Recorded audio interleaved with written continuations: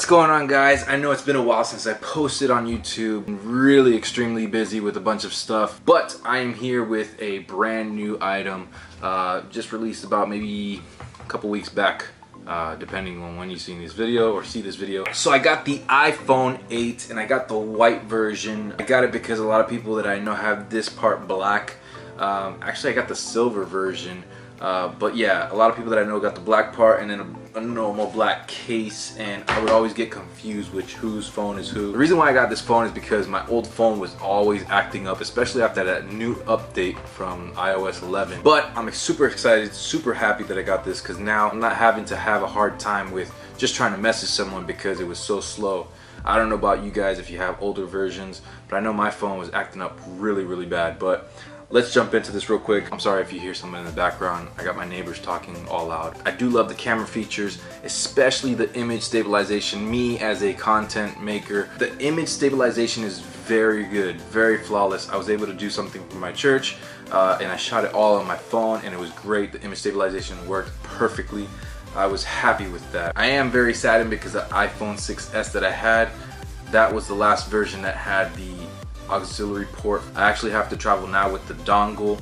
Not too happy about that, just because the first day I had the phone, I already wanted to plug in something and I wasn't able to, and I didn't have the dongle, which made me very upset. Stereo music or stereo speakers, it's really cool. It does do a difference. The speaker on the earpiece is not as loud as the speaker on the bottom part of the phone, but that's okay. But it still does make a difference regardless if you think it doesn't. Now, I'm not going to get too in depth with this because if you go on Apple's website you can see all the different features and whatnot, but I do like just a few major key points here. The image stabilization for video, Bionic chip is really cool, and the True Tone, which it just takes whatever lighting is in the room, it sets the true tone so that it doesn't damage your eyes. I think that's very important.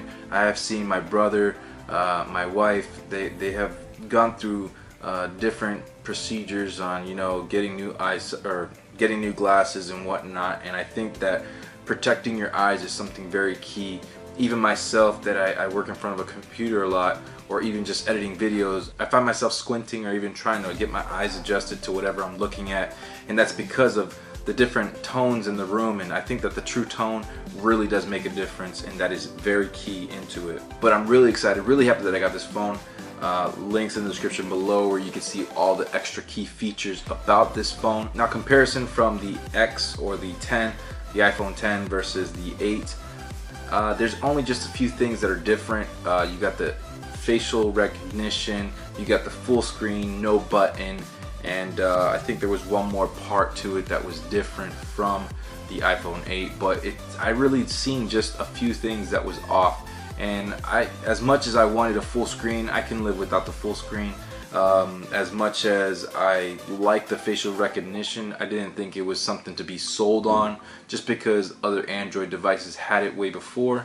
More in-depth facial recognition, it's pretty cool, but it's not something to really sell me on. Now, I do like the fact that I could do wireless charging, but again, there was other Androids that were able to do that way before. I think Apple is now like struggling kind of to stay in the market. I love Apple, sold out for Apple, love everything about it, but I think that they're trying their best to keep people in. This is old technology, simply because other Android phones are able to wireless charge. That's my dog's door. Simply because other Androids are allowed or able to charge, I think we are way behind on technology as far as wireless charging. Hopefully Apple can come up with something better in the future, but as far as the iPhone X being the future of technology or smartphones, I don't think it is exactly the future. I think it's probably modern day tech right now. As far as being future wise, I don't know. I think we could get more advanced, or something else crazier can pop up.